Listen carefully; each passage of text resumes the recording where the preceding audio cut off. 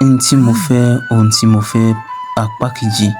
Ẹ káàbọ̀ padà sí Ọmọ Yorùbá TV níbi tí a ti máa ṣe àgbéyẹ̀wò sinimá tí a pè àkọlé rẹ̀ ní ohun tí mo fẹ́.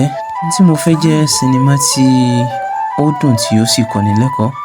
Bákan náà sì ni àwọn ìlúmọ̀ọ́ká àti àgbààgbà òṣèré kópa ní inú sinimá yìí. Ibẹ̀ láti rí Jamiu Ìfẹ́olúwa, Mide Abiodun Martins, Tolúlọpẹ́ Elijah, Tókẹ́ Jamiu, Kẹ́hìndé Bọ́lájí, Tèmítọ́pẹ́ Àrẹ̀mú àti bẹ́ẹ̀ bẹ́ẹ̀ lọ.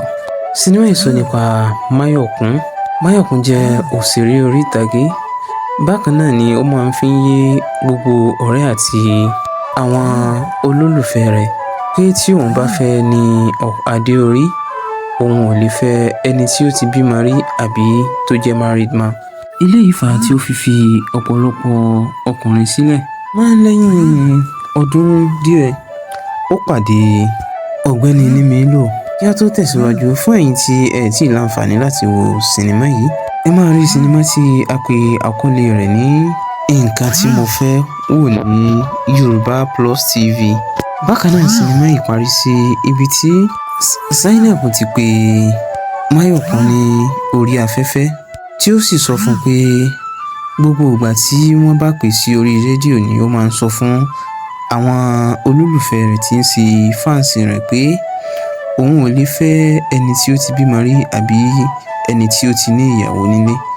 Ó jẹ́ kó yé pé òun láyọ̀ láti sọ fún pé ọkọ rẹ̀ tí ó bímọ fún ti bí ọmọ rí.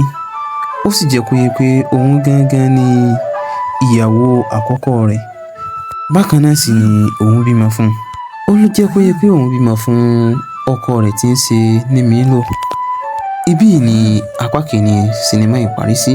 Ohun tí ó ṣe é ṣe ká máa retí ní apá kejì sinimá yìí ni pé ǹjẹ́ lóòótọ́ ni Nímílò ti bímọ sí ìta?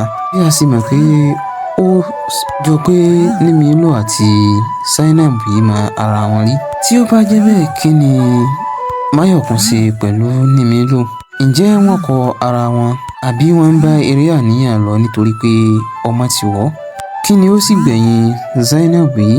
Gbogbo eléyìí ni a máa retí ní apá kejì sinimá yìí. Bákan náà, apá kejì sinimá yìí yóò jáde sí orí ìkànnì Yorùbá Plus TV ní ọ̀la òde yìí. Ó dìgbà kan náà.